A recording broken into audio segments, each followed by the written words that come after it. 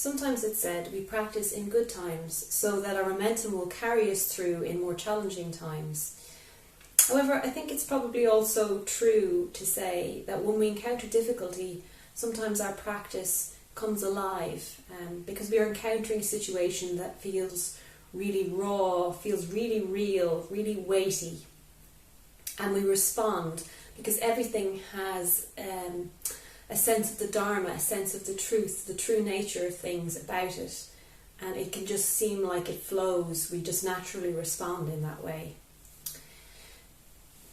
And I've been reflecting on certain teachings that have come alive during this time, certain things that I might even have repeated rather easily, but now seem to have a real deep, rich meaning to them. And one of these things is a line from the Heart Sutra.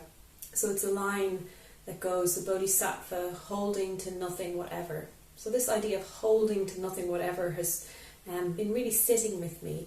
And I've been trying to reflect right now, how am I doing this? How am I holding to nothing whatever? And how could I do it a bit more? In a certain way, this situation we've been finding ourselves in does call for that sort of perspective of holding to nothing whatever, because things are changing so much. We're sort of being asked to respond, we're being asked to let go of certain plans that we might have had. And this brings to mind a poem by a poet called Elizabeth Bishop. The poem is called One Art, and it's a poem about loss. And there's this beautiful line in the poem, which I'm paraphrasing possibly, but she just says that so many things seem filled with the intent to be lost. And in a way here she's talking about impermanence. She's talking about the fact that everything changes. And perhaps she's focusing a little bit on the ending side of the impermanent spectrum. But I think it's true. There's a sort of essential truth in this statement. So many things seem filled with the intent to be lost.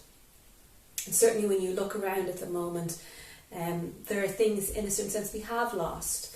There's been a loss of freedom of movement, a loss of human contact.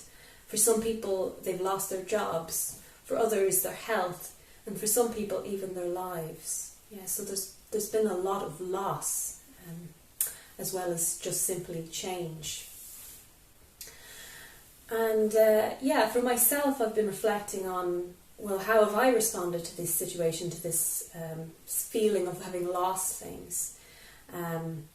And some of the things that I feel like I have encountered as losses are things around my plans. So I had a plan to be living in a community by this summer, which is fast approaching, probably unlikely to happen.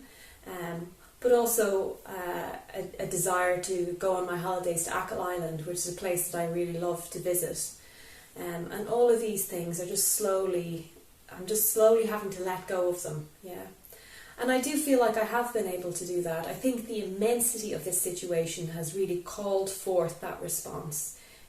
It just doesn't seem possible to respond in any other way other than just to let go and to relinquish. And I know that's not a thing that I would normally really easily or readily do, because I like having my plans and I like my plans to be followed through. But this situation, so in a certain sense I feel like I am been able, maybe not quite holding to nothing whatever, but have been holding to a bit less. Yeah. But of course it's not enough just to stop there. I'm really interested in how we can go deeper in this situation. How do we use this situation really, I suppose, to get to that point of where we hold to nothing whatever. And in that vein, I'm reminded of the winter retreat, where in the winter retreat this year we were exploring the root verses of the 6 bardos.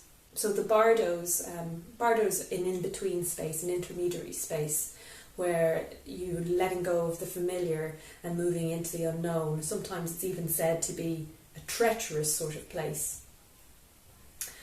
And I think, it's clear we are in a great unknown at the moment.